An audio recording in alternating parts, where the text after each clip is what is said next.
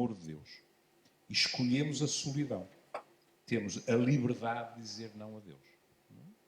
Portanto, aqui o inferno, já não é a versão geográfica, é, se quiserem, uma solidão, um recusar, agora que diga assim, desta forma de transcendência que é Deus. Digo assim, porque não creio que se possa resumir o conceito de transcendência à ideia de Deus. Sendo eu psiquiatra e sendo eu agnóstico, a associação livre que me ocorreu não tem nada de original. Porque eu pensei assim, bom, e aquele a quem muitos da minha geração chamaram o divino estrábico, o que é que dizia do inferno? Dizia: o inferno são os outros. Sartre, em Wicklow, mata com o maior despudor 3 pessoas, mete-as numa sala e põe-nas a conversar. O sabem, alguns de vocês melhor que eu. E o que é que acontece ali? O que acontece é que cada um deles vai sendo, pelos outros, despojado das suas máscaras. E vai-se mostrando como verdadeiramente é, como todos nós, eles têm falhas, e chega-se ao cúmulo de, às tantas, a agressividade ser de tal ordem que uma das personagens quer matar a outra que já está morta. E, portanto, o olhar do outro, que Sartre, no Ser e o Nada, descreveu como sendo a impossibilidade de escaparmos ao olhar do outro que nos torna seu objeto, e, portanto, é impossível, como o outro é objeto para nós. E daí que Sartre tenha acabado dizendo: o inferno são os outros, no sentido de que são os outros que podem formar ideias a nosso respeito, ideias essas que são muito difíceis de combater e que têm o seu reverso, que é nós fazermos a mesma coisa aos outros. Porquê é que eu lhes disse que isto tinha a ver com psiquiatria? E com isso termino, porque acho que estamos os 3 de acordo que seria bom era conversarmos todos.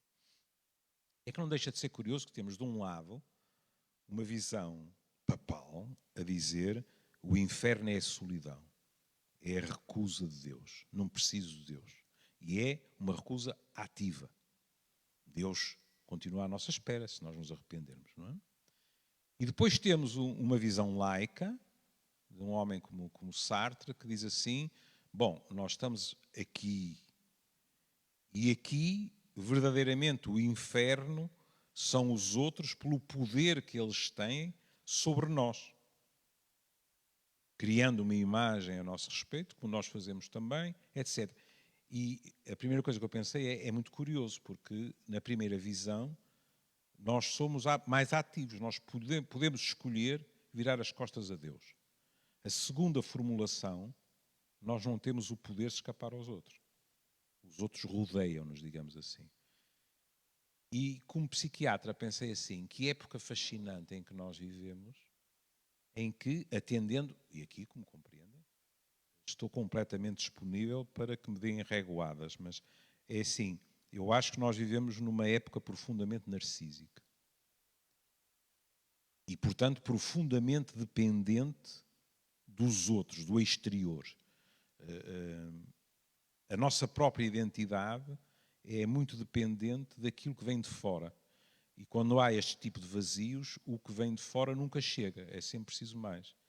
E, portanto, como psiquiatra e pensando na clínica, eu não pude deixar de me interrogar sobre como, por exemplo, a tecnologia hoje em dia pode ser ao mesmo tempo o paraíso e o inferno, não é? Porque as pessoas, conforme a quantidade de likes, as pessoas não todas, como é evidente, quer dizer, desde logo há gente que não tem nem Facebook, nem Instagram, nem essas coisas todas, eu só tenho Facebook. Mas estou a dizer, há muitas das pessoas que navegam têm uma visão, digamos assim, de si mesmas, que é quase totalmente dependente da apreciação de outros e da manifestação dessa apreciação. O que significa que à terça-feira podemos estar no paraíso com milhares de likes e à quarta podemos estar no inferno porque qualquer coisa que nós publicamos não teve, digamos assim, não caiu no goto das pessoas. E aqui, mais uma vez, com a minha profissão, o que me impressiona nestas pessoas, em primeiro lugar, em termos de patologia mesmo, e estou a empregar a palavra sem nenhum pudor, em termos de patologia, nós cada vez tratamos mais dependências de artefactos tecnológicos. Em segundo lugar, em termos mais gerais, esta noção de que realmente é assim, se os outros têm este poder sobre nós, ou sobre alguns de nós, isto é realmente um poder infernal. Porque, como compreendem, semana após semana, mês após mês, ano após ano, é muito difícil nós libertarmos, digamos assim, desta teia que cada vez está mais emaranhada. Pronto. Eu acho que a conversa chega, não é? A início de conversa é já bastante engraçado, que eu tinha exatamente a história do Papa Francisco e do Anjo aqui também escrita. Ninguém vai acreditar que não estávamos feitos. Parecemos dois jogadores de xadrez que jogam há muito tempo, não é o caso, mas parece. Eu antes de passar aqui ao Bruno, que se quer comentar, se tem algo se eu a dizer, certamente terá. Acrescentava só esta pergunta ao Júlio. Aqui nesta formulação do Papa Francisco, eu achei muito interessante esta de ninguém nos manda para o inferno, somos nós que escolhemos ir para lá. Ora, isto imagino que para um psiquiatra seja bastante notório, bastante conhecido e que seja algo que se calhar esteja muito presente em muitos casos, não sei. Mas a pergunta que eu lhe faria era esta: será então isso muitas vezes o inferno? Acreditarmos que não precisamos de mais ninguém, que somos autossuficientes? Bom, eu não tenho, seria mesquinho da minha parte decretar, e nós médicos em geral, e os psiquiatras em particular, muitas vezes não resistimos a isso, que é tornar-nos normativos. Eu agora podia dizer assim, mas alguém que diz eu sou autossuficiente, não só não preciso de Deus, como não preciso de ninguém, isto é patológico. Com que direito é que eu o faço? Não é?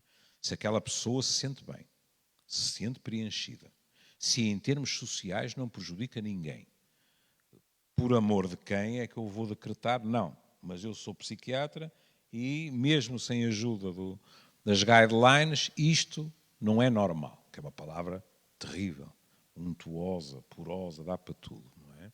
Agora, o que é curioso, pegando nas palavras de Francisco, é que nós, psiquiatras, deparamos-nos com uma outra realidade, porque quando ele diz virar as costas a Deus, é assumir a solidão. Uma situação cada vez mais frequente nas nossas práticas clínicas são pessoas que se queixam e, portanto, estas não são autossuficientes, não estão satisfeitas com a sua situação, pessoas que se queixam de solidão não estando sozinhas. São coisas diferentes. Uma coisa é estarmos sozinhos, outra coisa é estarmos sós no sentido que nos sentimos, peço desculpa pela formulação, abandonados no sentido que não temos a quem recorrer. De uma forma muito prosaica, quando se discute a amizade hoje em dia, as pessoas de vez em quando apressam-se a explicar-nos. Eu não estou a falar dos 5.000 amigos do Facebook. Eu estou a dizer que se às 3 da manhã eu precisasse chorar no ombro de alguém, não tenho. E, portanto, esta noção de que nós somos cada vez mais um mundo globalizado, em que a informação é vertiginosa e cada vez mais pessoas num mundo desses dizem eu sinto-me profundamente só, indiscutivelmente é algo que preocupa não só a psiquiatria, mas, por exemplo, a psicologia. E isto aqui é importante, sendo eu professor de antropologia médica. A medicina em geral, não sei se tem essa noção, mas, por exemplo, há hoje em dia diretrizes nos vários países, em Portugal, que eu saiba não, e da Organização Mundial de Saúde, para os médicos de medicina geral e familiar fazerem perguntas, não só sobre questões que aparentemente não teriam nada a ver com a medicina, como as condições de habitabilidade, os rendimentos, etc., mas também acerca disto. Ou seja, acerca da pessoa se sentir só ou não. Daqui poderíamos, se quiserem, partir para outras coisas mais tarde, que também não pode ser um acaso a Organização Mundial de Saúde dizer que uma das doenças que estará cada vez mais na moda no século XXI é a depressão.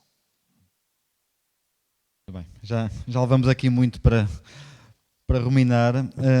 Eu passava aqui para o Bruno. Bruno, enfim, já se falou aqui de muita coisa. poderíamos voltar à pergunta inicial, que se calhar até para um escritor faz sentido, se nascemos com o inferno, se o inventamos e vamos recriando.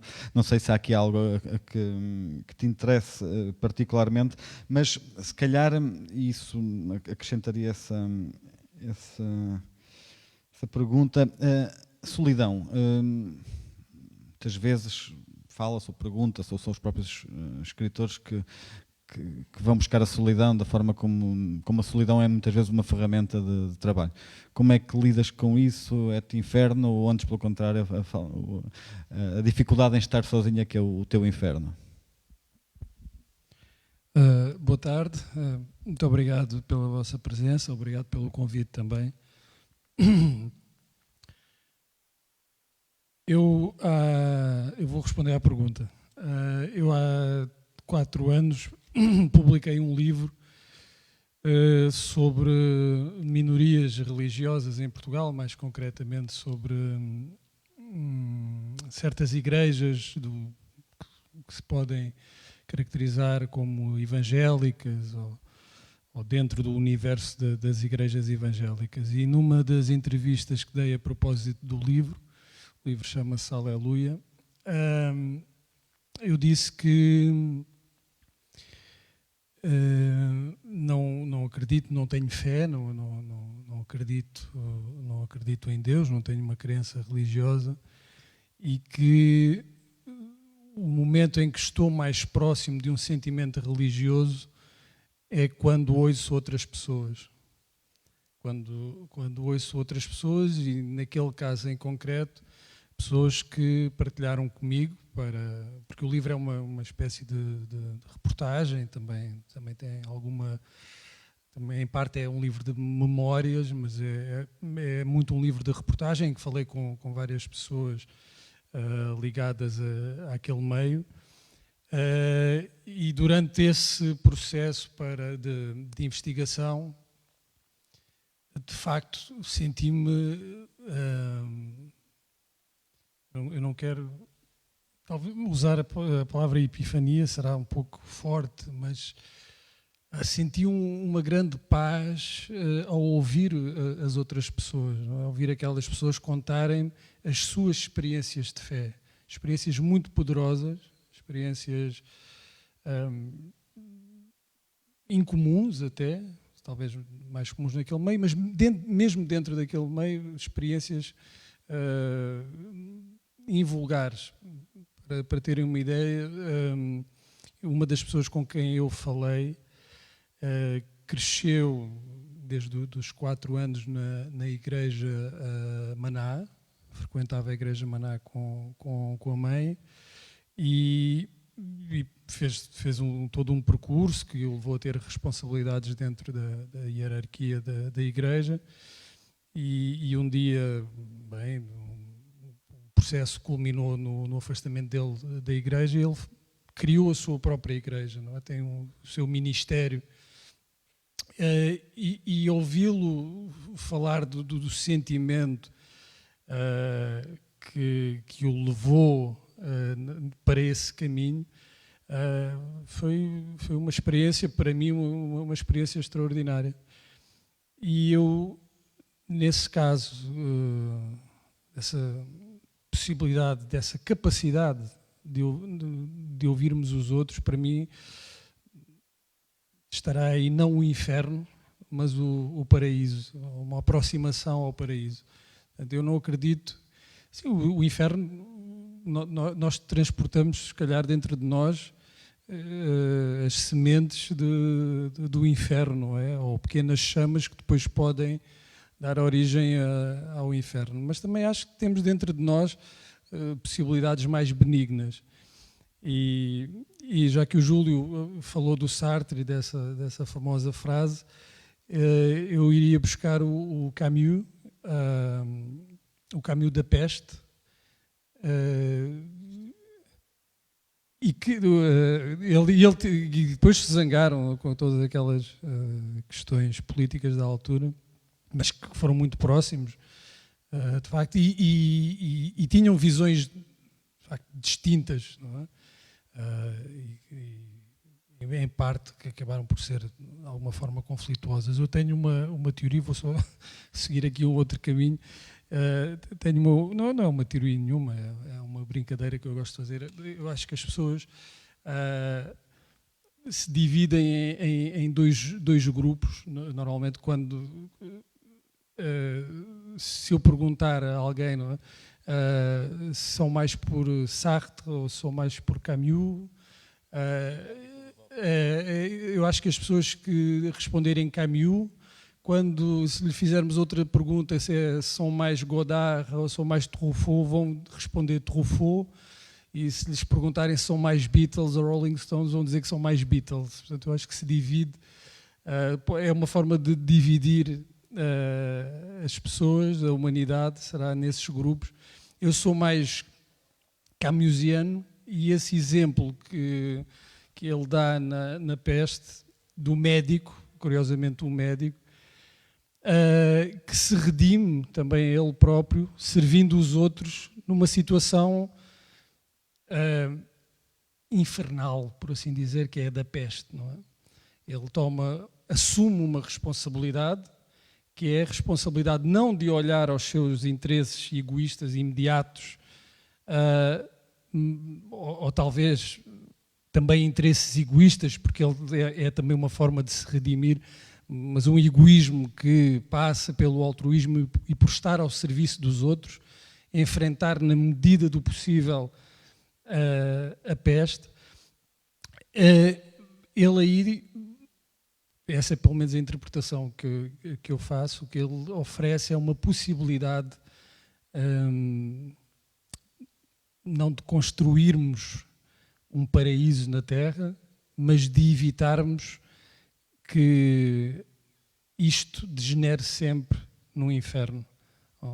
Não acredito na possibilidade de um mundo perfeito, mas acredito que é possível um mundo com cada vez menos imperfeições. E isso passa por olharmos para os outros e não vermos desde logo os outros como um inferno. Eu já vou aqui perguntar ao Júlio se ele é mais camusiano ou sartriano, mas desde logo há aqui uma particularidade, porque estamos aqui 3 agnósticos benfiquistas na Universidade Católica do Porto. Para quê? Júlio, para quem mais uma religião? Claro. Já temos aqui 2. Júlio, não sei se quer fazer algum comentário ao que o Bruno acabou de dizer. Por acaso quero, porque fui muito sensível àquilo que ele disse. Porque, de certa forma, há experiências em que eu gosto de pensar que estive perto de uma certa transcendência laica. Pronto, não é? E isso, eu estou de acordo, normalmente é através dos outros. Não estou a dizer que não possa acontecer sozinhos. Por exemplo, uma vez eu estava no Languedoc e estava lá num daqueles espantosos castelos que a publicidade chama cátaros, não é? Pronto. E que funciona, os castelos não eram cátaros, os cátaros refugiavam-se lá. É uma das minhas paixões, pronto, e estava com o meu filho mais velho. E espontaneamente, isto já foi há uns anos largos, espontaneamente eu disse, se Deus existe, deve ser por aqui que ele se passeia ou qualquer coisa. E meu filho, o mais pragmático, disse, mas tu não acreditas que Deus existe? Eu disse, para o bairro, eu sou agnóstico. Não é bem isso, não é? Mas não era por isso que eu estava a dizer isto, Guilherme. E ele de repente percebeu.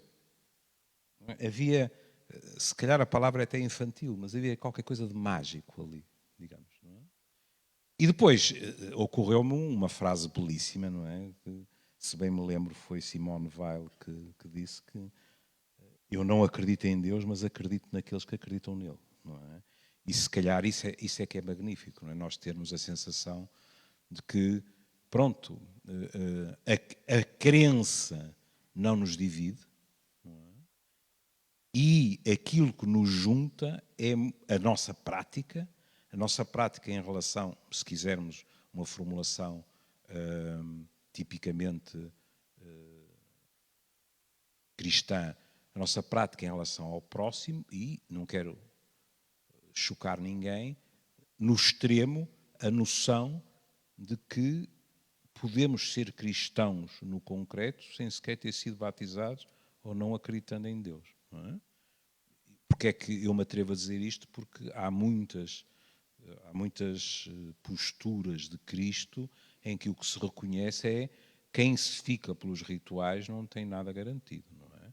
Ou as pessoas vivem de acordo com o que são os seus ensinamentos, ou então isso não acontece. E porque a questão da redenção, e ele andou claramente a vasculhar a meu respeito, é verdade, eu sempre fiquei fascinado com o catarismo, não pela teologia cátara, que ainda é mais complicada do que a teologia que me foi ensinada a mim, mas porque eles perceberam perfeitamente que a Igreja estava a ficar demasiado afastada do rebanho. E eles, em contrapartida, viviam no rebanho. E o último perfeito cátaro, pronto, digamos assim, porque a formulação é da Igreja e não deles, eles intitulavam-se os bons cristãos, mas é lindíssimo porque o último que a Inquisição consegue apanhar, o último que é queimado, é um tipo que só se tornou membro da Igreja cátara porque matou alguém e fugiu, não quis ser preso, não é? E, portanto, o famoso belo e basto é um tipo que se redime como? Porque, ainda por cima, era avarento, utilizava o seu poder sobre os seus fiéis para fazer 30 por uma linha, vivia em pecado carnal com uma mulher e depois casou-a com outro e arrependeu-se e foi buscá-la, etc. E qual é a redenção deste homem? É não abjurar, é chegar ao fim e dizer não. Tudo aquilo que ele não praticou, ele diz não. Eu recuso-me, eu vou para a fogueira, e foi. E aí essa ideia de que, de certa forma, a redenção é sempre possível. Não é? Quanto ao que disse, para um psiquiatra, é irresistível. Em termos de nós nascemos com as sementes, eu não só acho que você tem toda a razão, como acho que depois é inevitável, ao longo da vida, que isso se manifeste. Nós somos capazes do pior e do melhor. Não é?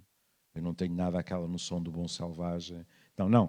Isso é qualquer coisa que faz parte de nós. Ninguém... Por exemplo, nós dizemos, os meus colegas da Psicologia do Desenvolvimento, sobretudo, dizem muito, ninguém cresce sem aprender a suportar a rejeição e sem aprender a dizer não. Não é? Também ninguém cresce sem experimentar a culpa, sem fazer os lutos, etc. E, portanto, muitas vezes, nesse processo, nós somos capazes de fazer o mal também.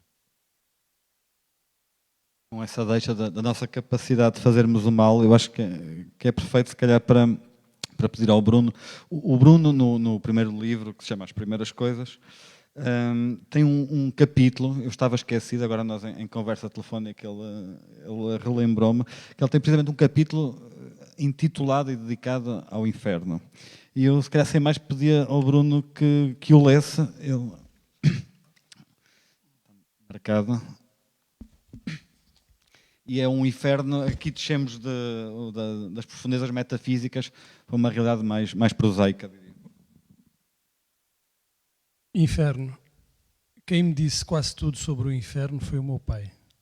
No dia em que regressou ao bairro, apareceu-me em sonhos e disse: inferno é uma palavra vazia que só se enche de horror na noite em que ouves as balas por cima da tua cabeça e pensas na tua mãe, mãezinha, caralho, quem me mandou vir para aqui morrer. E rezas sabes lá a quem e encolhes-te muito. Pode ser que a morte passe e tenha piedade do inseto e leve outro, um homem. E não é que resulta? Ali está um de miolos no chão, valente soldado, mercenário valente. E o mais triste é que eu nem sabia o nome dele. Porque a primeira coisa que fazem quando chegamos é mudar-nos o nome. E depois fazem de nós homens, sem nome, mas homens. Para combatermos como homens e morrermos como homens. Mas ninguém morre como homem. Morremos todos como crianças. Cagados, meu filho. Literalmente cagados. E quando tudo acabava, quando acabavam os tiros, quando as explosões acabavam, quando acabavam os inimigos e os companheiros acabavam, no fim de tudo acordavas. O terror aturdido de alguém que desperta e olha para as pernas para ver se não lhes amputaram e olha para os braços e tem os dois, e vê o tórax, o abdômen, está completo. Graças a Deus não lhe falta nada. Um homem inteiro. Coisa assombrosa é um homem pleno. E levantavas-te e andavas, saías dali recém-renascido e 2 meses depois estavas num país sem nome. Caminhavas por uma estrada lado a lado com os teus companheiros, os homens sem nome. E na curva da estrada havia um autocarro. Abrandavam o passo. Enquanto se aproximavam, só se ouvia o som das botas na terra, os pulmões com um mínimo de ar. E então viam os corpos decepados, torcidos, o jogar canino, as bocas entreabertas que deixavam ver os dentes de leite, escurecidos pelo sangue seco. Obrigado, Bruno. Não sei se queres contextualizar porque é que escreveste este capítulo, de onde vem. Este capítulo, em particular, foi inspirado por uma conversa que tive uma vez com o meu pai.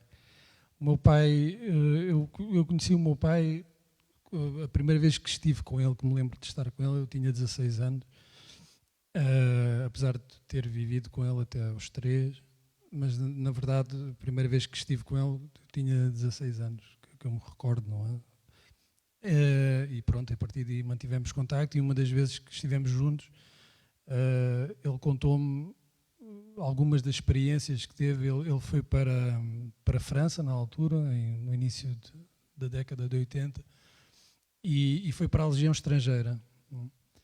E enquanto legionário esteve em vários cenários de guerra, e a história, mais ou menos o episódio em que este capítulo se baseia, a história em que este capítulo se baseia, é uma história que ele me contou de algo que viveu na antiga Jugoslávia, quando esteve lá em 1995. E, bem, essa foi a raiz da história, porque tudo aquilo que ele viveu, sobretudo nessa altura, ele saiu pouco depois, saiu em 96, esteve 14 anos, fez duas comissões de 7 anos, e quando terminou, essa conversa foi tida já depois dele ter saído da Legião. Essas experiências, o inferno testemunhado ficou dentro dele, como fica dentro das pessoas que passam por experiências semelhantes. Podem até nem ser de guerra, não é? E aqui a ideia, e eu acho que essa é a ideia que está subjacente à ideia de inferno, é sempre associada a sofrimento, não é? Se as religiões procuram dar uma resposta, não é só para aquilo que nos acontece depois da morte. A resposta, quanto a mim, as religiões procuram dar é em relação ao sofrimento. Que sentido fazer do sofrimento humano, não é? E é curioso que uma das respostas ao sofrimento seja mais sofrimento, ou um sofrimento eterno para quem prevarica, para quem peca, para quem comete um crime. Depois há estas noções também de crime e de pecado, e de como as duas pedem um castigo de alguma forma semelhante. E a verdade é que essa ameaça de sofrimento futuro e eterno visa inspirar terror, que serve para controle social. Não é? Também essa é outra das funções das religiões, é um controle dos comportamentos sociais. Não é? É dizer, se tu fizeres isto que põe em causa a harmonia da nossa comunidade, vais sofrer estas consequências. Não é? Quando o Papa Francisco fala dessa escolha, esse afastamento de Deus, esse afastamento voluntário de Deus, para não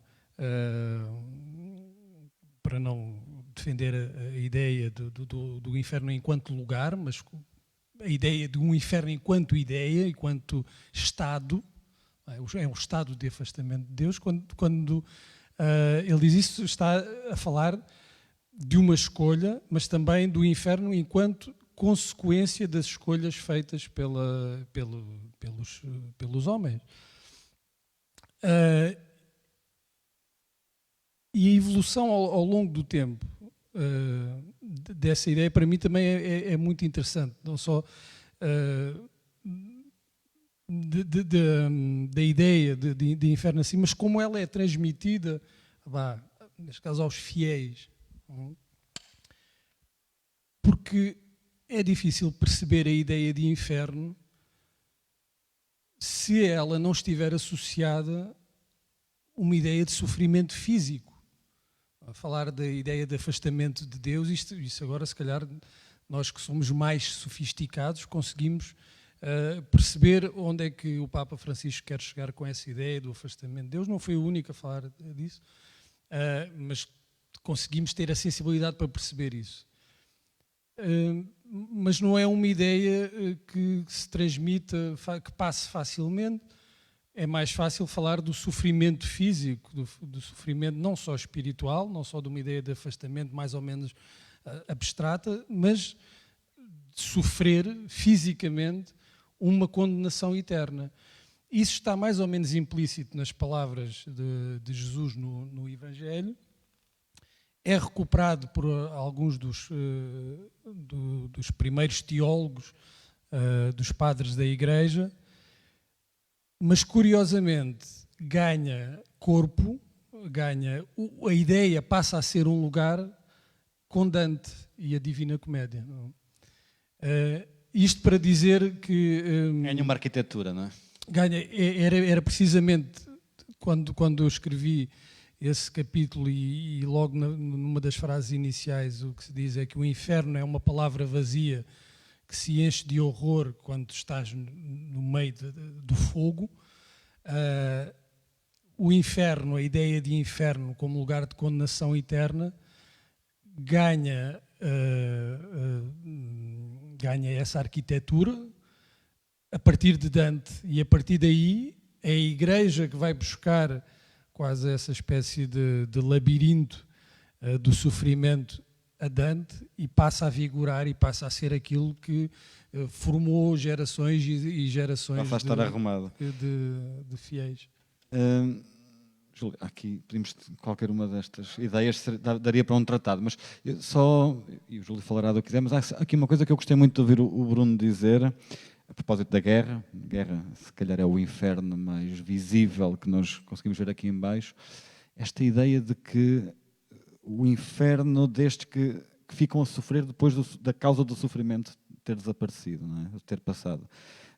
Imagino eu que esteja um pouco ligado o trauma, o stress pós-traumático, a revisitação daquele inferno para o resto da vida. Certamente o Júlio terá algo a dizer. Bom, a primeira coisa que eu tenho a dizer é que foi uma luta longa e quase solitária neste país o reconhecimento do stress pós-traumático. O meu velho amigo Afonso de Albuquerque andou autenticamente a clamar no deserto durante muitos anos, ele e mais alguns, mas ele era, digamos assim, a face mais visível. Algo que, por exemplo, os americanos reconheceram muito antes e que tem manifestações. Quer dizer, nós empregamos, não sei se estão de acordo comigo, nós empregamos com demasiada ligeireza, eu diria até leviandade, uma frase que é assim: eu imagino como você se sente. Não é assim tão simples. Eu lembro de um amigo meu que íamos por uma rua deste Porto e de repente rebentou um pneu a um carro. E eu olhei para o lado e ele não estava lá. Estava no meio do chão, tinha feito queda na máscara, não é? Porque eu fui depois do 25 de Abril, portanto não estive na guerra, mas eles ainda não tinham mudado, digamos assim, o palavreado. E, portanto, nós ainda éramos ensinados a fazer queda na máscara, a fazer ataques à cubata, com gritos selvagens como "Viva a Pátria". A pessoa não esquece quando nos ensinam estas coisas, não é? Ele estava no meio do chão. houve pessoas que estranharam, ele levantou-se, estava atrapalhado e tal, e ele disse, opá, já passaram não sei quantos anos para isto continuar a acontecer. E um stress pós-traumático, como aliás foi muito bem sublinhado, não tem que ver necessariamente com a guerra. Agora, o que tem que ver é com pessoas que muitos anos depois do trauma continuam a sofrer, continuam a ter pesadelos, continuam a não dormir, continuam com muita frequência a refugiar-se em calmantes culturais como o álcool, etc. E, portanto, tudo isso é difícil. E depois há outra questão que aqui, pronto, e se eu disser algo mais, corrijam, que é assim, a nossa tradição, por exemplo, a formulação de Francisco, até para a minha geração, digamos assim, já é qualquer coisa quase que releva da ficção científica. E, no fundo, traduz o quê? Se eu venho aqui e não falo com franqueza, então é hipocrisia absoluta. Na minha opinião, traduz a necessidade de um aparelho, que é a Igreja, de se adaptar a novos tempos. Quer dizer, é assim, nós, e mesmo assim com dificuldades, vivemos tempos de cristianismo. Mas antes disso, ele corrige-me se eu disser algo de errado, nós vivemos tempos de cristandade. Duvido muito que Cristo ficasse muito orgulhoso, não é, da palavra, mas tempos em que agnósticos, ateus, etc., eram assim palavras, essas também um bocado vazias, não é? Tinha que se meter qualquer coisa lá dentro. E nesse tipo de discurso e nesse tipo de realidade, por exemplo, o sofrimento era, digamos assim, algo, não irei ao ponto, embora posso ir, não é? Eu ia dizer, não irei ao ponto de ser aconselhado, mas posso ir, não é? Quer dizer, o sofrimento redimia, o sofrimento, quer queiramos, quer não, isto choca-nos hoje em dia, e quando eu digo choca-nos, e estou a incluir a própria Igreja, porque a Igreja mudou aos mais diversos níveis, quer dizer, eu hoje em dia vou a missas, vou a casamentos em que de repente o padre diz um bom entendimento erótico é importante para a vida de casal. Credo, mas quando eu tinha 15 anos de idade, um padre que dissesse uma coisa destas não tinha um futuro risonho na instituição. Pronto. Bem. Agora, esta ideia de que o sofrimento é nobre e que, sobretudo, isto é um vale de lágrimas e que nós depois seremos compensados no além, a frase já foi dita, é um instrumento de controle social brutal. E por isso não se surpreende que a Igreja, eu sempre ensinei isto aos meus alunos, se vocês querem um livro, ou vários, exaustivos sobre comportamentos sexuais, esqueçam a sexologia. Vão aos penitenciais do século VII, VIII, etc., porque ninguém foi tão longe. Está tudo codificado com os comportamentos mais específicos, com as penas mais específicas, conforme somos leigos, somos um simples padre, somos um bispo, etc. E esta, pronto, Foucault falou disso, nem sempre bem, mas nesse sentido acho que muito bem. O sexo, por exemplo, que em princípio é a negação do sofrimento, que é o prazer, e aqui a medicina tem muito de comparável ao discurso da Igreja. Os médicos nunca foram preparados para o prazer e para o sofrimento. Foram sempre preparados para a dor e para a morte. E isto teve consequências graves em termos de prática clínica. Mas estava eu a dizer-vos, perante isto, não admira que a Igreja tenha tornado o sexo no núcleo de um discurso que nunca tinha sido. Por exemplo, os judeus não tinham a mesma visão que depois, eu aqui até me arrepio de dizer os cristãos, não é? Porque Cristo teve um discurso de muito maior aceitação nas raras vezes em que falou de sexualidade do que depois a Igreja organizada, por exemplo, masculinizada, que se seguiu, não é? Mas, como Foucault dizia, a Igreja escreveu milhares de páginas sobre o segredo mais mal guardado da humanidade, que é o sexo, ainda por cima páginas escritas por aqueles que, em princípio, não deveriam ter nenhum conhecimento prático daquilo que estavam a escrever. Não é? E isto tornou-se uma verdadeira obsessão. na minha opinião, no sentido psiquiátrico do termo. E ainda por cima, isto também não é uma surpresa na nossa tradição, em prejuízo sistemático de um dos sexos. Não é? Porque nós temos estado a falar do mal, disto, daquilo e daquilo outro, mas no mito fundador, vejam lá a coincidência, o mal vem através de quem? Pronto, de uma serpente, não é? Primeiro, coitado do animal. Não, coitado não, que não, eu tudo o que não tenha pernas e rastejo fico assustado. Portanto, não sou assim muito sensível a répteis. Mas enfim, mas depois a mulher. E se nós virmos o mito fundador, é fascinante em termos de estudo da sexualidade, porque Adão, no fundo, é a razão. Eva é a emoção involúvel. Mas, como muitos dos homens ao longo da história da Igreja se interrogaram, mas o que é isto? Adão sabia perfeitamente que ia fazer algo que estava proibido. E, no entanto, fê-lo. E não é por acaso que eu sou do tempo em que nas Bíblias isto não tinha nenhuma nota de rodapé. E depois surgiram notas de rodapé a dizer que Adão o faz por solidariedade para com Eva, não é?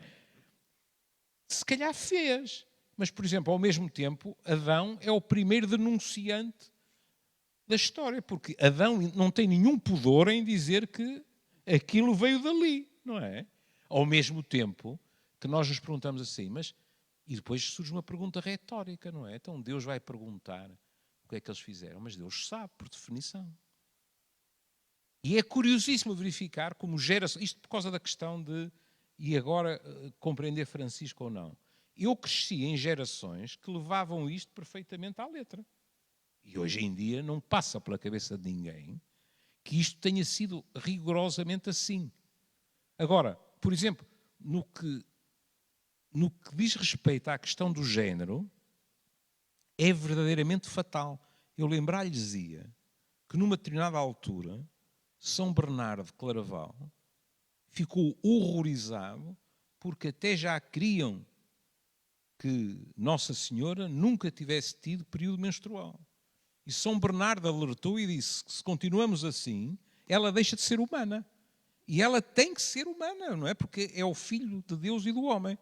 Esta senha terrível contra o sexo e, nessa autoestrada, contra a mulher vista, temos escritos da Idade Média, quem é que é descrita como um saco de esterco, quem é que quereria beijar um saco de esterco, etc, etc. E, portanto, esta personificação do mal na mulher é fascinante em termos antropológicos, porque depois a Igreja ficou numa situação complicada, porque de um lado tinha uma mulher que, por definição, não podia ser imitada, que era Nossa Senhora. E do outro lado tinha Eva, que era melhor que não fosse imitada, não é? Porque era a origem do mal. E eu acho, ele dirá, e depois num golpe de gênio aparece uma bissetriz, que é Maria Madalena, não é? Maria Madalena vem dizer, nós podemos ser muito maus, mas depois ainda há esperança se nos arrependermos, não é? E sai uma bissetriz, uma mulher verdadeiramente humana, se quiserem, não é? Que serve ainda por cima tanto para mulheres como para homens. E é isso que é verdadeiramente delicioso, não é? Pronto, mas isso é porque eu ainda gosto daquilo que ensino. Desculpa. Nós gostamos de aprender e de ouvir. Estava aqui a ouvir o Júlio, enfim, eu queria levar aqui a conversa para algo contemporâneo e vamos ver se consigo. Essa demonização histórica reiterada da mulher, no caso, houve outras, não é? Dos judeus, houve do outro. Leva-me, se calhar será talvez a última pergunta, pois eu acho que devíamos abrir aqui ao público, mas que é o seguinte: o século XX, nós já estávamos aqui a falar da guerra, foi um século cheio de infernos. Basta pensarmos nas duas grandes guerras, basta pensarmos em Auschwitz, basta pensarmos no Vietnã, em tantas, nas bombas atómicas por aí fora. Portanto, foi um século profícuo em infernos, ainda por cima infernos com uma potência e uma escala inaudita, não é? E assistimos também, ou conhecemos a reação a isso. Sabemos que nas décadas que seguiram houve todo o tipo de movimentos pela paz, por combater a escalada nuclear, por aí fora. Por outro lado, na última década temos assistido a um recrudescer da intolerância, da xenofobia e, lá está, aqui é que fazia, da demonização do outro. Isto quer dizer que nós só aprendemos por trauma, e falamos aqui de trauma. Será que o contar as atrocidades do Holocausto, fazer livros sobre elas, filmes, não serve de nada e temos que aprender, se não diretamente, pelo menos do nosso pai que nos diz o que passou? Será possível saltarmos isto ou vamos sempre estar constantemente a ter que passar pelas coisas e a repeti-las para aprender o que elas são? Bruno, se quiseres comentar isto. Como o Júlio há pouco dizia, essa frase, eu imagino, a verdade é que nós não imaginamos, não é? E não é o facto de terem acontecido há 70, 80 anos coisas terríveis na Europa que nos leva ou levará as gerações seguintes a ter comportamentos que impeçam isso. E eu não sei até que ponto é que funciona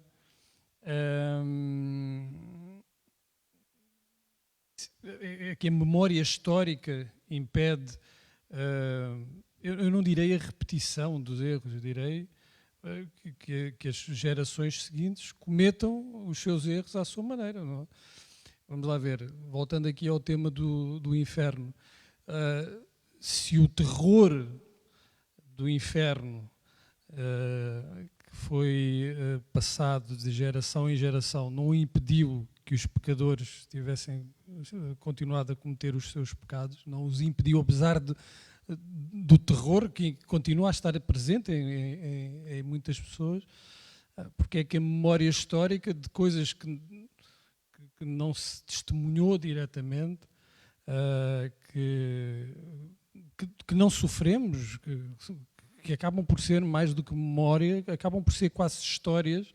Porque é que haveria essa memória de ter um efeito dissuasor de futuros comportamentos? Eu duvido que tenha, porque nem nos casos pessoais, nós às vezes, mesmo depois de passarmos por determinadas situações traumáticas, cometemos erros, se calhar não os mesmos, mas isso não nos impede de cometer ou de nos colocarmos em situações que acarretam depois de consequências graves para nós. Claro, quando nós somos miúdos, há sempre aquela coisa, se pusermos a mão quente no fogão, depois já no fogão que está quente, já não voltamos, mas se calhar fazemos outras coisas, vamos mexer nas facas, não sei. Não perdemos essa, ou isso não serve como efeito dissuasor. E eu tenho dúvidas de que funcione em termos coletivos, enquanto comunidade, porque haverá outras dinâmicas que são mais fortes e que resistem a isso, e para além de outras pessoas que não estão muito preocupadas com todo esse peso histórico e até podem achar que aquilo que aconteceu tinha de acontecer de alguma forma ou de outra, não é? Para recuperar aquelas palavras do movimento futurista, não é? A guerra é a única higiene do mundo. Há pessoas que acham que o caos, de vez em quando faz falta ao caos para regenerar. Portanto, já não estou a falar só das pessoas que não aprendem, mas de umas que acham que esse conflito que faz falta, não é? E para resolver alguns problemas que estão latentes. Regressando ao tema dos infernos, eu gostaria de dizer uma coisa sobre esse lado mais literal, mais visual do inferno. Porque a ideia do inferno é mais antiga, de facto, do que essa representação visual, ou o inferno tal como nós o entendemos, como um lugar onde se sofre e onde se é castigado por toda a eternidade por aquilo que se fez aqui na Terra. A verdade é que o Dante não teve essa intenção, não tinha uma intenção moralizadora de dizer, ele não escreveu enquanto teólogo, apesar de haver muito de teologia no poema, mas ele não escreveu enquanto teólogo, escreveu enquanto poeta. Por exemplo, o facto dos pecadores no livro dele serem castigados, ou o castigo que eles sofriam estava relacionado com a natureza do pecado que tinham cometido, portanto havia uma espécie de justiça poética, e também do lado de intervenção social, porque ele vai buscar personagens da época, personalidades da época, e transforma-as em personagens do seu poema. Portanto, a intenção dele não era teológica, não era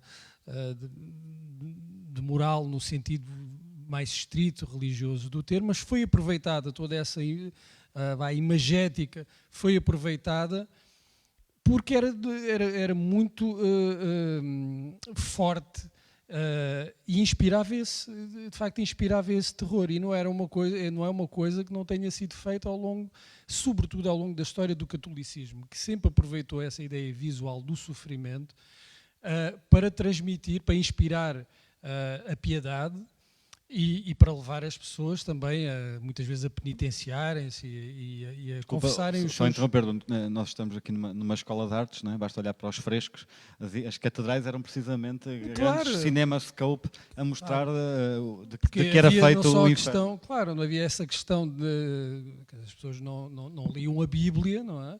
Então a informação tinha de ser passada de outra forma. Havia... No período barroco havia os pregadores itinerantes que iam às aldeias e se flagelavam em público para inspirar essa piedade.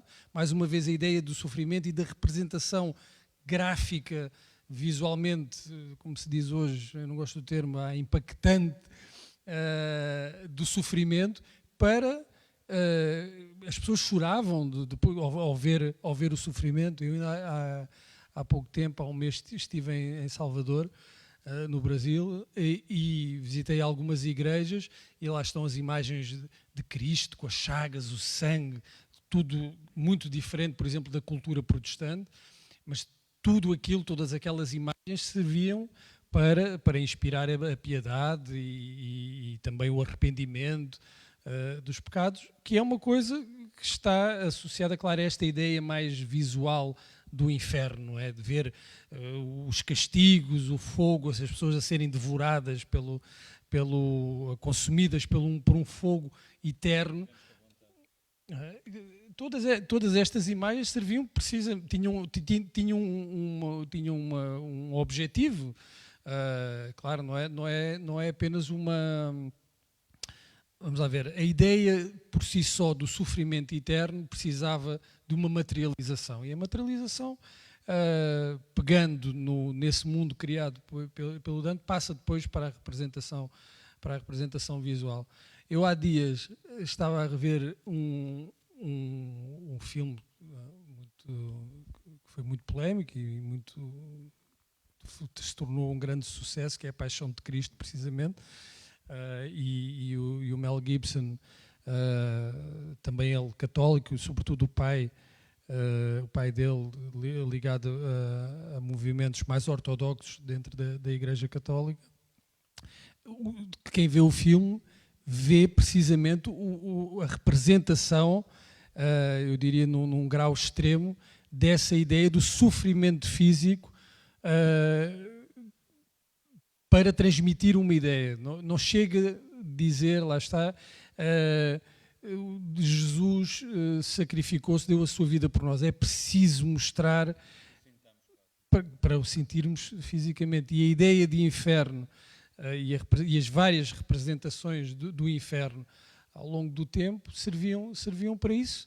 Hoje, na nossa sociedade, eu creio que é uma ideia que dificilmente tem algum impacto nos crentes. Daí aquilo que o Júlio dizia. Daí que aquilo que o Júlio dizia a propósito do Papa Francisco é uma adaptação. Essa ideia de que o inferno não é um lugar, mas é um estado, é uma adaptação de dessa ideia aos novos tempos. Há aqui muito para onde pegar. Mas só voltar um bocadinho àquela ideia de porque é que estamos a voltar a fazer, não exatamente o mesmo, porque a história nunca se repete da mesma forma, mas voltamos a construir os muros, voltamos a expulsar, voltamos a demonizar, voltamos a dizer que a culpa é daqueles e eles não devem vir para cá. Não aprendemos nada, não é possível que aprendamos.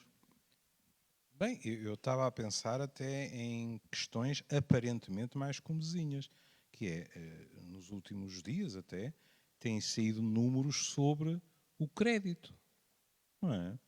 Eu lembro-me, durante a crise, de estar numa conferência na Madeira e de ouvir falar que esta crise teria, pelo menos, um efeito benéfico. É que surgiria um capitalismo mais inteligente, as pessoas aprenderiam a dominar os seus impulsos exagerados de consumismo, os políticos também fariam de outra maneira, o poder económico também moderaria o seu apetite. Bom, com toda a franqueza, se está a acontecer não é na Rua de Serralves onde eu vivo, não é? Porque a mim parece-me que estamos a caminho de, mais uma vez, as coisas andarem para torto.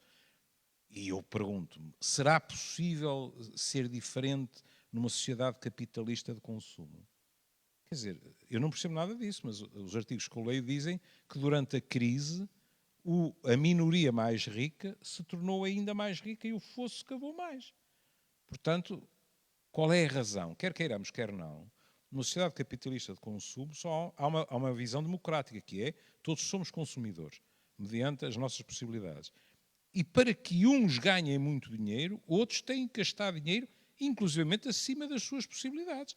Nós estávamos em plena crise e eu recebi ofertas de bancos para créditos na Caixa do Correio.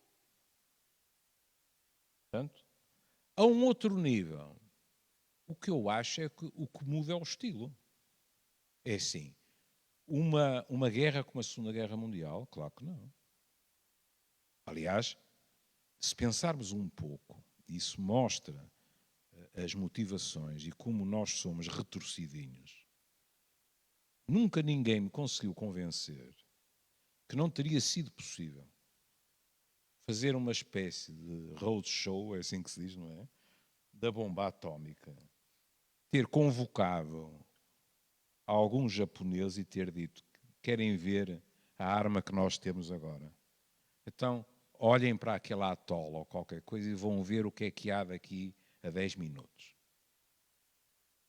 Eu lamento muito, mas eu acho que aquilo matou dezenas de milhares de pessoas, marcou gerações em termos de saúde, em termos genéticos, etc.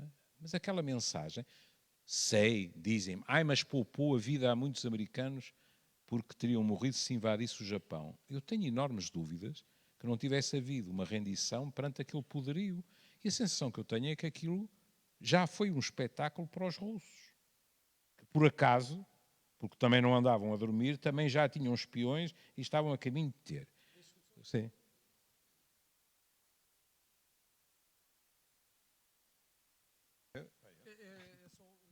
Um pequeno comentário sobre, porque falou agora na bomba atómica. Há um relato de um senhor japonês que é citado num livro do Elias Canetti, que logo depois de terem sido lançadas as bombas sobre Hiroshima e Nagasaki, num hospital japonês onde estavam os sobreviventes, claro, as pessoas estavam em sofrimento e estavam, para além do sofrimento físico, estavam desmoralizados por tudo aquilo que tinha acontecido, e começa a circular uma notícia de que o Japão tinha respondido com a mesma arma, tinha atacado várias cidades americanas. E no hospital as pessoas irromperam em aplausos. Isto para dar esta ideia de... É verdade que nos outros podemos encontrar a redenção, mas existe dentro de nós, de facto, existem dentro de nós essas sementes do inferno. Claro. E esse para mim é um exemplo de como naquele momento de sofrimento que deveria de alguma forma obrigar quase que a uma reflexão, não é? Dizer o que é que foi isto que aconteceu, a reação instintiva foi de celebrar a retaliação, não é? Ou a hipotética, que não aconteceu. Porque, e pronto, só para terminar aquela linha de raciocínio, o que eu acho que tem vindo a acontecer é, por exemplo, nos tempos da Guerra Fria, havia uma certa estabilidade que hoje em dia não existe. E o que houve foi uma pulverização de guerras. Mas se hoje alguém se lembrar de carregar no botão, não nos passa pela cabeça de ninguém que tínhamos 5 anos de guerra como na Segunda Guerra Mundial, não é? Se alguém carregar no botão e os outros também carregarem, vamos todos, não sei em quantos minutos, ponto final, parágrafo. É, de certa forma, uma limpeza geral, não temos nada a ver com isso. Agora, o que foi salientado aqui, em termos de funcionamento psicológico, é muito importante, que é aquilo que produz coesão nos grupos humanos. E conseguir corporizar o mal num grupo, numa pessoa, às vezes, em pequenos grupos, não é? Isso é um mecanismo fortíssimo de coesão e que é tão antigo como nós. Quando nós falamos das bruxas, também com efeitos de género, não é? Quase não houve bruxos queimados, não é? Eram as bruxas que... Mas, exatamente, as bruxas. Nos homossexuais, que é um erro, em termos de léxico, porque a palavra nem sequer existia, pronto. Mas nos judeus, etc., o que é que nós observamos sistematicamente? A tentativa de projetar no outro a ideia do mal, para quê? Para provocar a coesão do lado de cá.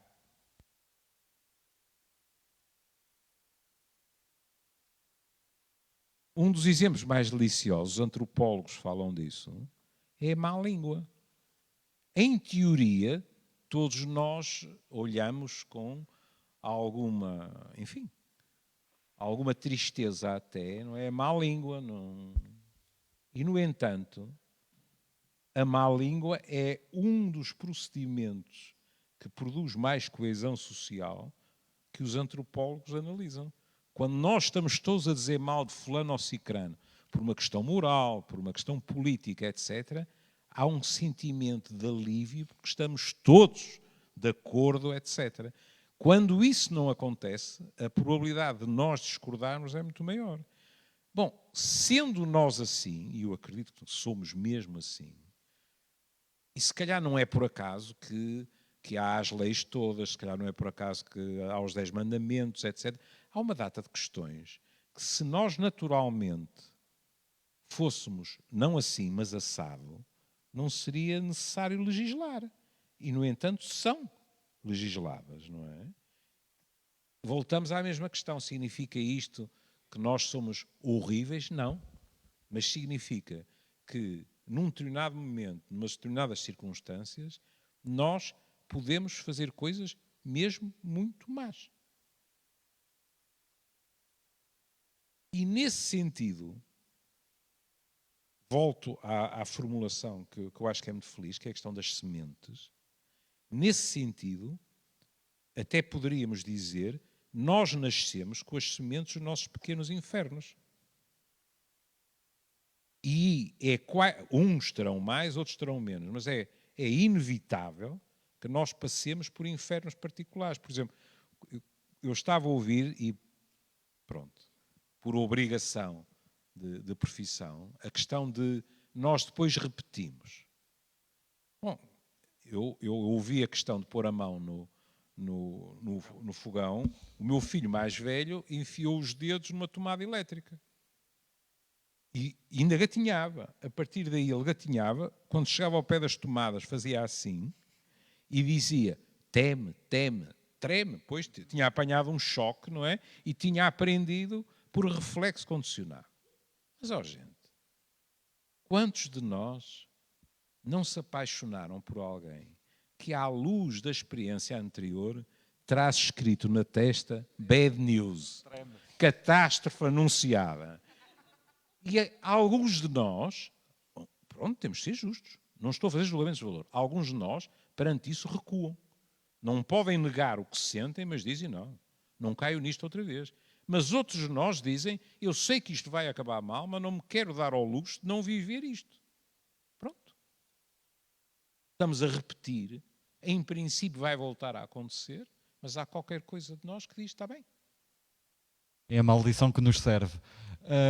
Então, reservamos agora 15 minutos para perguntas do público. Tenho a certeza que haverá. Eu, se calhar, posso... Ou comentários, sim. Eu posso dar o microfone. Quem quer começar? Sim. Assustada. Pronto. Boa tarde. É só um comentário acerca da questão da memória histórica.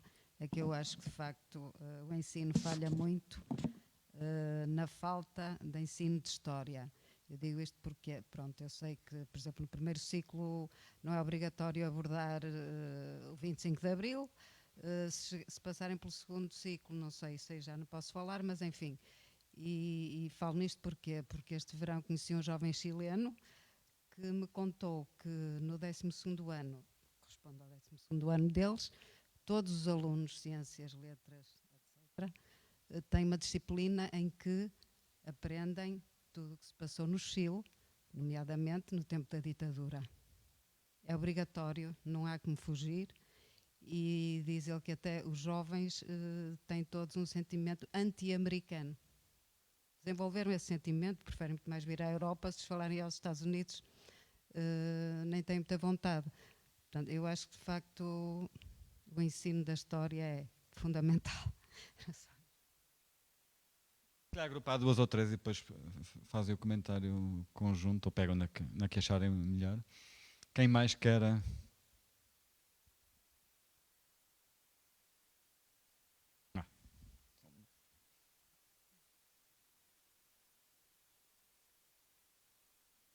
Boa tarde. Da questão, às vezes, da Igreja, eu queria perguntar porque nós sempre falámos da Igreja Latina, não é? Então, como no sentido, temos ideias teológicas e mentais que são fundamentadas a partir da Idade Média escolástica até agora. E se isso depois também não leva a certos erros, até de entendimento, principalmente, por exemplo, das ideias de inferno, que foram construídas na ocidentalidade europeia, mas se calhar não são construídas da mesma forma no Oriente, por exemplo. Tinham uma ligação até mais própria com a patrística inicial e que continuou. E então depois os nossos entendimentos que são modernos, da racionalidade da Idade Média para a frente, levam-nos a pensamentos em relação à Igreja que não é comum em todas as perspectivas, pessoalmente, em relação ao Oriente. Em segundo ponto... Sim, Igreja Ortodoxa, por exemplo. Em segundo ponto, em relação à sociedade não aprender com os seus erros, eu realmente aí tenho de pôr 2 pontos, que é, obviamente que a sociedade baseada no lucro e no capital não foi mudada, continua, e que nesse aspecto é muito difícil que ela possa ser mudada, porque, por exemplo, a questão das entidades e do outro. As entidades hoje também funcionam como ideias de entidades de consumidores. Por exemplo, nos Balcãs, a resolução não aconteceu, nos Balcãs, não é? Eles estão a viver separados, por exemplo, na Bósnia, mas o entendimento da União Europeia, por exemplo, é melhor assim até, porque podemos ter croatas, bósnios, muçulmanos e sérvios separados, mas eles até compram a ideia da sua entidade. E noutro ponto, em relação até mesmo ao aspecto filosófico, parece-me que desde o final do século XIX, em relação à Europa, a descrença que o Nietzsche identificava, não é? Que Deus é morto, continua. Na verdade, as massas ideológicas do século XX até pareceram experiências para exatamente ocupar esse lugar vazio. Pronto. Obrigado. Muito bem. Não sei se querem pegar em alguns...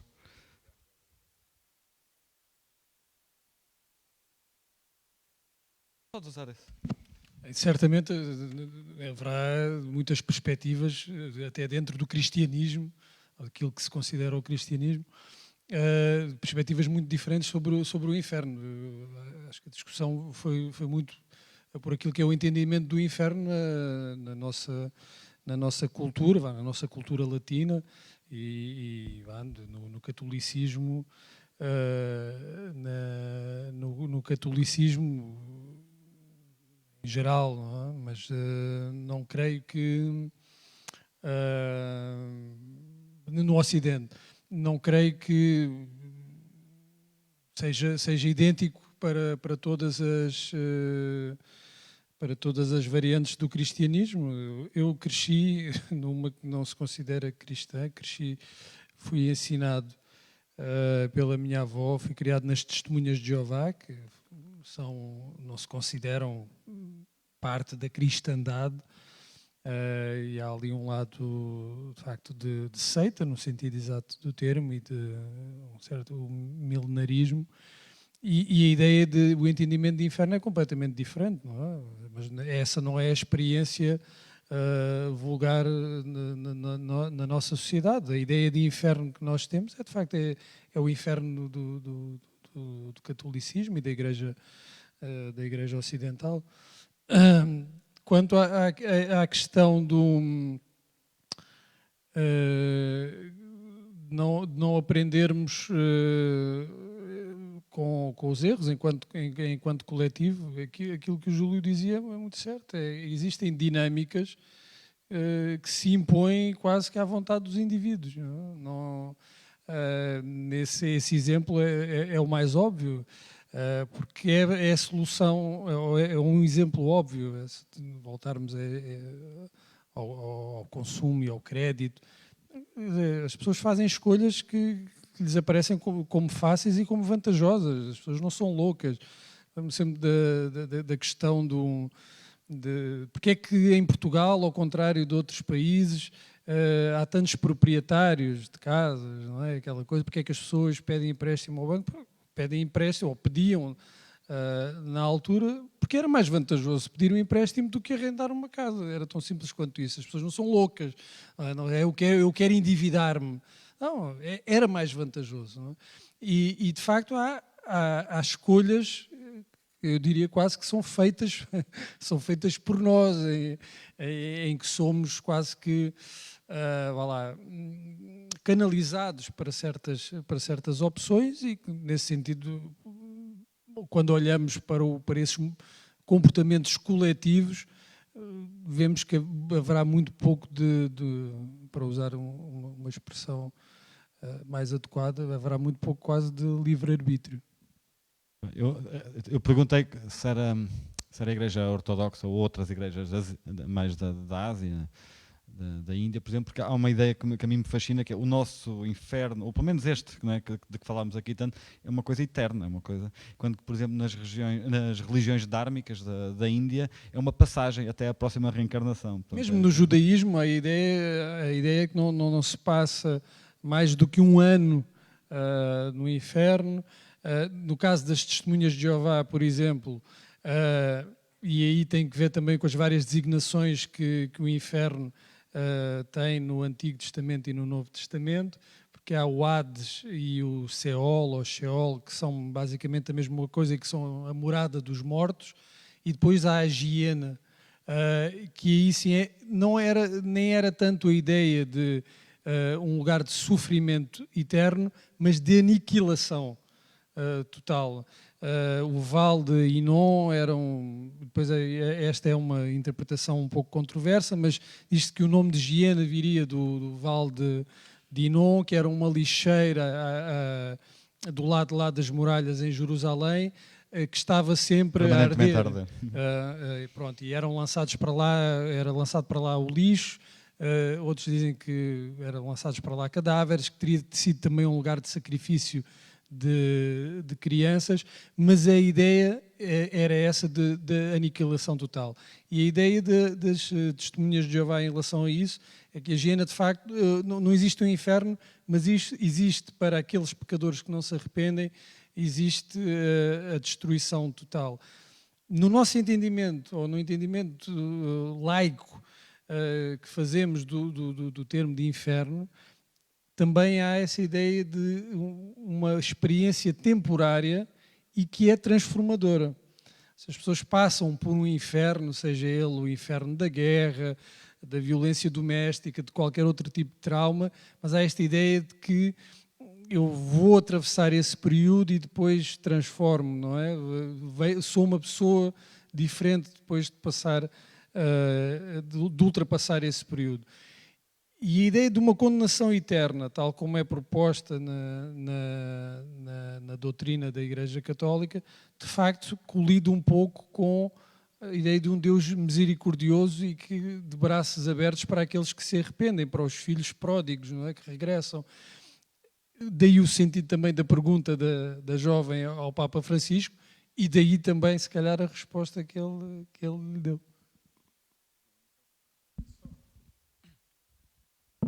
A questão de Deus morreu, pronto, é assim. Faz-me lembrar um bocadinho o Mark Twain e a notícia da minha morte. Não é?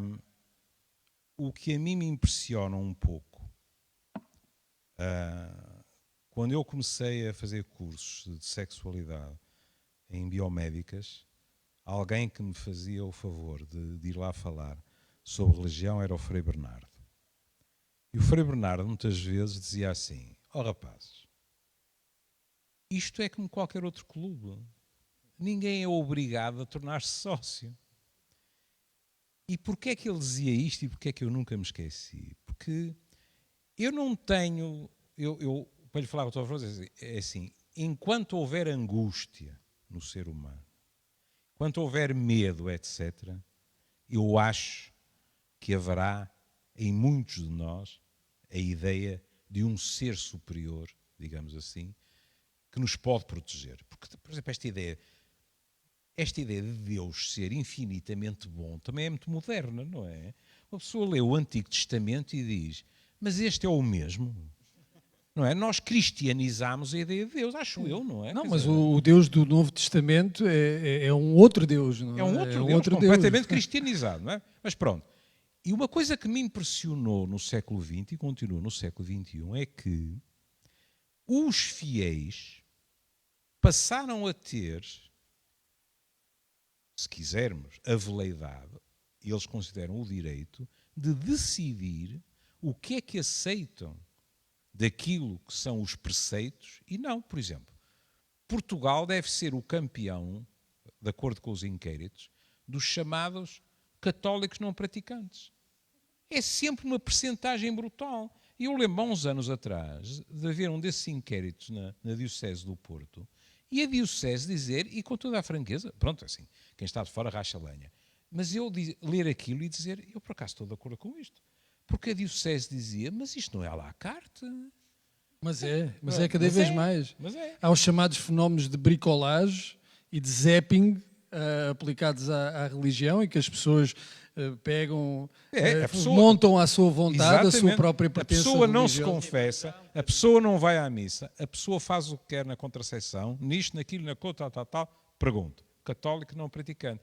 E eu acho que isto tem muito a ver com uma coisa que é, eventualmente, um trajeto, que é, são pessoas que ainda não estão preparadas para dizer não sou católico. Ou não sou católico. Mas podem ser crentes. A questão podem ser crentes. Agora, estão a criar, digamos assim, a sua própria maneira de estar na fé. Também tem a ver com o crescente individualismo. Neymar. E aí a morte de Deus, ainda há pouco falava dessa questão das diferenças entre a Igreja Latina e a Igreja Ortodoxa. O fenómeno da morte de Deus, entendido como uma crescente laicização da sociedade, é um fenómeno circunscrito à Europa Ocidental. Não existe na América Latina, não existe nos Estados Unidos, não existe em África, não existe na Ásia, em quase nenhum país. Mesmo na China, com toda a repressão, existem movimentos religiosos que são suprimidos, ou pelo menos são perseguidos, mas são movimentos religiosos com maior força. Mesmo nas pertenças tradicionais, estão em crescimento, ou seja, não são pessoas que se dizem crentes, mas que não pertencem a nenhuma igreja, são pessoas que participam ativamente na vida das comunidades, das igrejas, sejam elas cristãs ou não.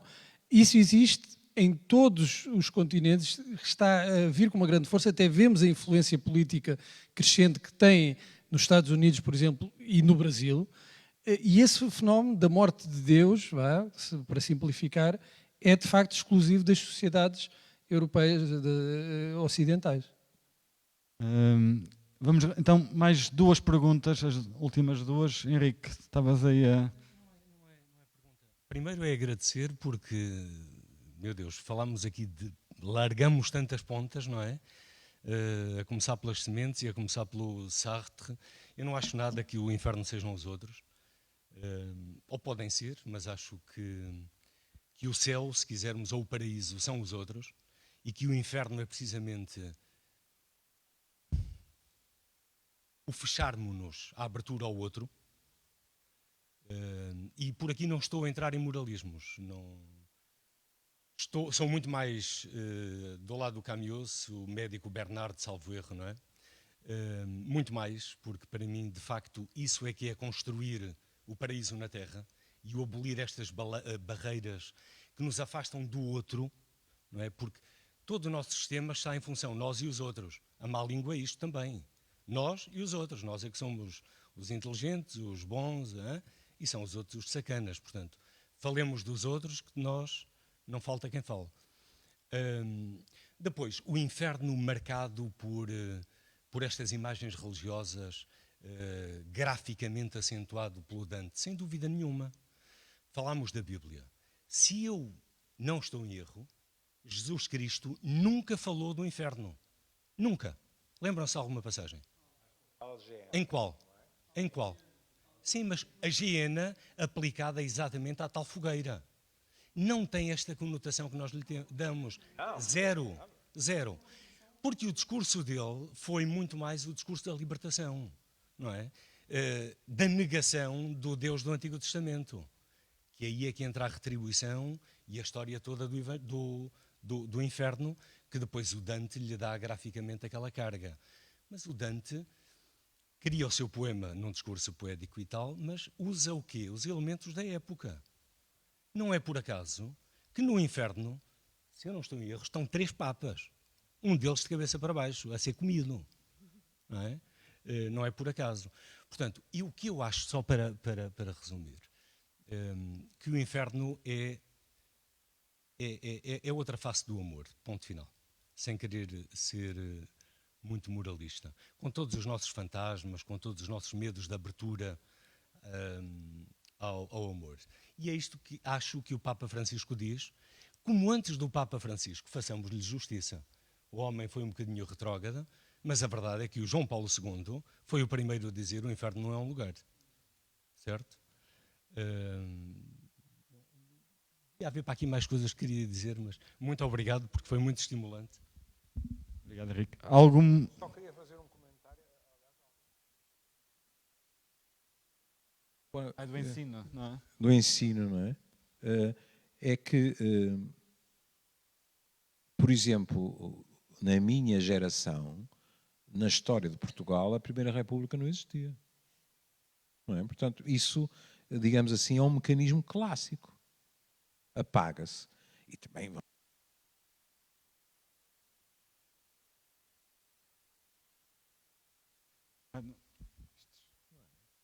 Quer dizer, não nos esqueçamos, por exemplo, que, segundo eu li, e que se tiver aqui alguém que me possa corrigir, faça o favor, no julgamento de Nuremberg é muito duvidoso, por exemplo, que os juízes russos pudessem estar atendendo àquilo que se tinha passado, por exemplo, nomeadamente em Katyn, em resultado da aliança pré-guerra, não é, entre a Alemanha e a Rússia.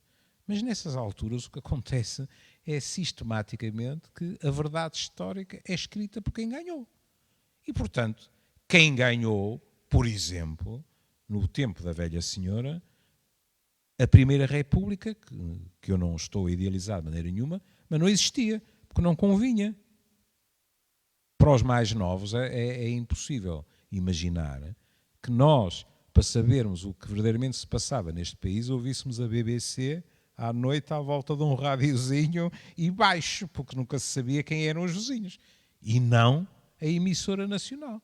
Pronto. Por um lado, ainda bem que os mais novos não conseguem imaginar isto. Quando eu digo aos meus netos, 3 eram um ajuntamento, um isqueiro era complicado, etc., eles ficam a olhar para mim com aquele ar que qualquer um de nós sabe, com os filhos ou com os netos, que é pronto, está bem, ele é um tipo porreiro, diz estas coisas e tal. Eles, ainda bem que não passaram por isso, mas ainda mal que essas coisas não fazem parte realmente da formação. Porque é importante que eles tenham a noção que essas coisas existiram, foram reais, foi assim. Bruno, alegações finais? Era só um comentário, pegando nessa ideia do inferno são os outros, nós temos essa ideia de que nós ensinamos a verdade e se for o outro lado está a doutrinar. E aí sim o inferno são os outros. Quando o Júlio fala desse facto incontestável, que é a história escrita pelos vencedores, quer dizer, ninguém vai apresentar uma versão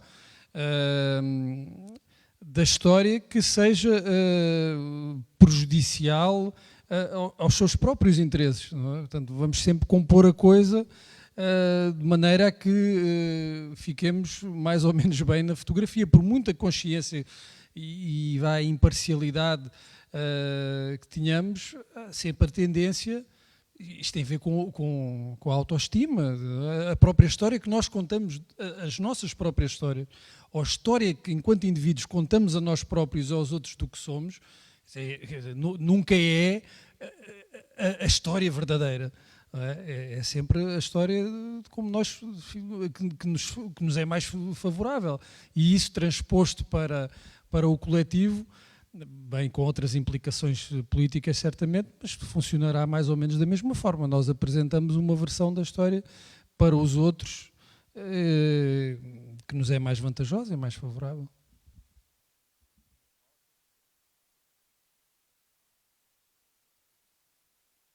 Bem, como eu imaginava, tínhamos aqui conversa para mais 1h30 ou 3 horas. E antes, enfim, eu agradeço já muito aos nossos convidados. E antes de lhes pedir uma salva de palmas, eu ia só contar-vos aqui duas definições de inferno que encontrei. A primeira de Dostoiévski nos Irmãos Karamazov, em que uma personagem diz: o que é o inferno? Eu defendo que é o sofrimento de quem não consegue amar. Me parece uma frase maravilhosa e que entronca com... E portanto, isto é o Dostoiévski a citar o Henrique. E depois há uma outra de Jorge Luís Borges que diz: o céu e o inferno parecem-me desproporcionados, as ações dos homens não merecem tanto. Peço uma salva de palmas para os nossos convidados que merecem tudo. E muito obrigado a todos. A propósito disso, é a Associação Livre de um psiquiatra com a minha idade. Veio-me imediatamente a apreciação do Virgílio Ferreira quando o Sartre e a Simone estiveram em Portugal, não é? E ele viu a conferência de imprensa e disse: vi Sartre e Simone de Beauvoir, só ela é que falou, o que prova que são um casal como os outros. O que evidentemente... Agora vejam a questão dos tempos. Eu não gostaria de ter estado na pele de Virgílio Ferreira se ele tivesse escrito isso hoje, neste momento. Provavelmente isto seria imediatamente merecedor de uma acusação de misoginia, não é? Naquela altura, se alguém tivesse dito isso, seria um verdadeiro precursor ou uma precursora, não é? Porque era uma frase, uma graça, e uma graça que qualquer um ou qualquer uma poderia ter dito. Porquê? Voltamos à questão do inferno e da tradição. As mulheres têm a tradição de ser mais tagarelas do que os homens. O que qualquer homem que tenha estado num ginásio ou num bom jantar sabe que é rigorosamente falso. Nós falamos pelos cotovelos, não é? Mas pronto, as questões fazem-se assim. Mais uma vez, obrigado. Boa noite, até à próxima conversa.